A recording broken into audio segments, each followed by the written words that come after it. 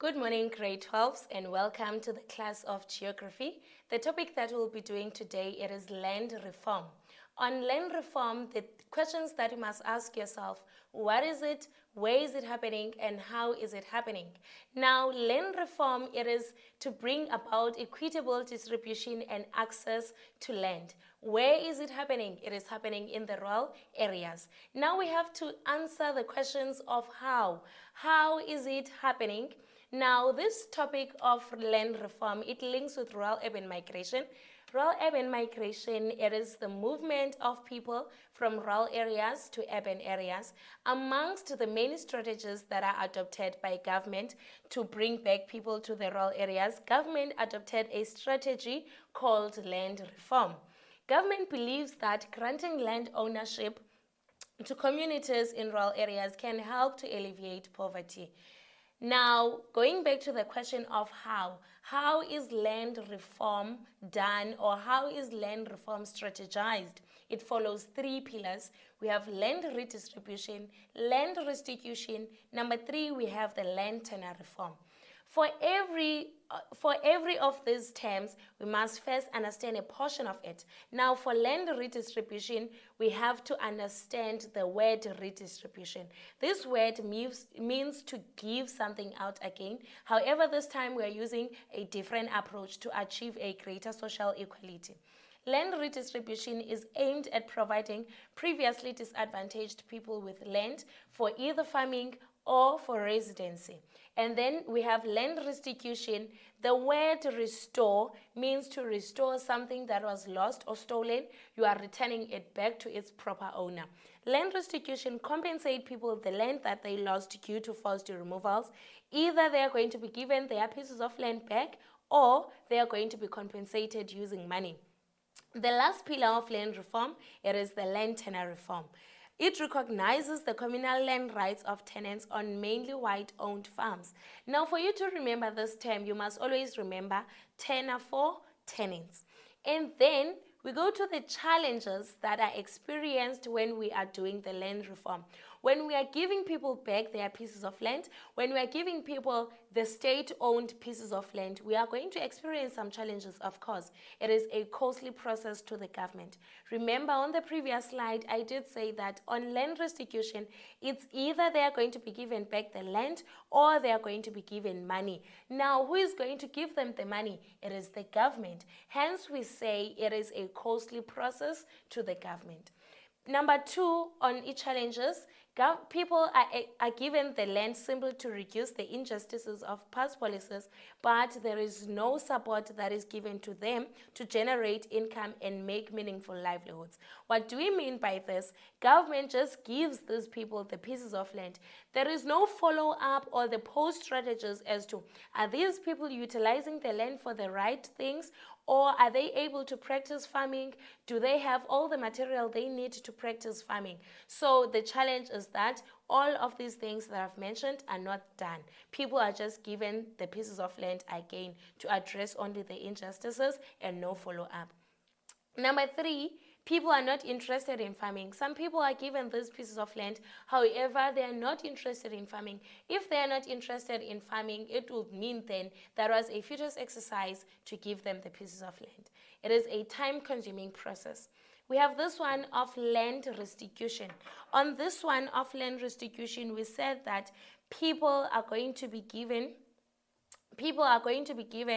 their pieces of land. Now, this process is going to take some time because they have to provide some documents to prove that this land really, it belonged to them. So, hence we say it is a time-consuming process. Disagreements between traditional leaders and the government. There might be some disagreements between the traditional leaders of the rural area as well as the government as to who is deemed to deserve the piece of land. Now, grade 12s, let's look on how is the question paper going to come out. By coming out, I do not mean your final exam is going to have this question, but I just want us to have some demo on how the questions are going to come out. Now, for every article that you are given or an extract, you must read it thoroughly and then highlight. Do you see that I've highlighted some parts? When I was reading my extract, I highlighted some things that I thought that these might come out on the questions or they are important. I have redistribution, I have restituted. These are the pillars of land reform. I identified that. And then government will continue to give importance to target skills development and capacity building programs for emerging farmers. What is this? I identified that this is one of the strategies government is going to implement post-land reform. Post-land reform, government is going to provide people with skills development. Government is going to provide people with programs for emerging farmers. Now, the first question that we have here is, what is land reform? Now, you have to define land reform. Remember, I said, what is it? Where is it happening? How is it happening? This one right here, what is land reform, is asking the question of what? And then 3.3.2 refer to land reform policy. Refer to the land reform policy. Name 2 land reforms programs referred to in the extract. What are the land reform strategies or programs that are referred to on the extract? It is redistribution as well as restitution.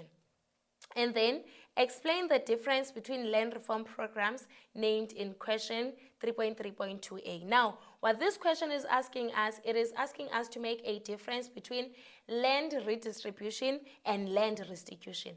The difference here is this. On land redistribution, these people did not have the pieces of land, just that they were previously disadvantaged. So government is going to give them the state-owned land parcels. And then we have restitution. On restitution, these people did own the pieces of land, just that they were forcefully removed. Do you get it? So the difference here is that the other ones did not own the land, but they are going to be given the state-owned. On the other one, restitution, they did own the pieces of land, but they were forcefully removed. So they are going to be given money, or they are going to be given their pieces of land back. And then the 3.3.3 give 2 solutions in the extract that refers to the success of land reform for emerging farmers. So it was mentioned in the extract that government will continue to give importance to targeted skills development and capacity building programs for emerging farmers. You take it as it is from the extract and then you go and put it in your answer. How will the action of expropriation of land without compensation help accelerate the process of land reform? Now, it might be a new term for you. What is expropriation of land without compensation? It was explained in our extract that it is the act of a government in taking privately owned property seemingly to be used for purposes designed to benefit the overall public. The last question is, discuss how the implementation of land reform can affect South Africa's agricultural production. So when we are given the pieces of land back grade 12, it will mean we'll be able to generate income, we'll be able to make meaningful livelihoods. People are going to be able to practice farming on those pieces of land, and they are going to be food secure. Some of them are going to practice farming in those pieces of land, and then they are going to sell. These pieces of land, when we are practicing farming, they also provide, or they also give us job opportunities, they create jobs. And then now on closing or in summary, for our land reform, what you have to know, what is land reform? Where is it happening? It is happening in the rural areas. How is it happening? Now we are being asked about the 3 pillars of land reform. And what are the challenges that are faced on land reform? When you know the challenges, you must also know what are the strategies that can be implemented to reduce those challenges. The last one, grade 12, is what is it that the government can offer to the people of land reform, post-land reform? What is it, or what assistance can be given to them post-reform? Now, for the final examination, grade 12s, I'd like to say this. We are not talking about next year. We are not talking about the next coming 5 years. We are talking about next of next month. If you are preparing for your final exam right now, you are preparing it for the 15th of January. What are you going to be doing on the 15th of January? Will you be rejoicing or will you be crying? Thank you.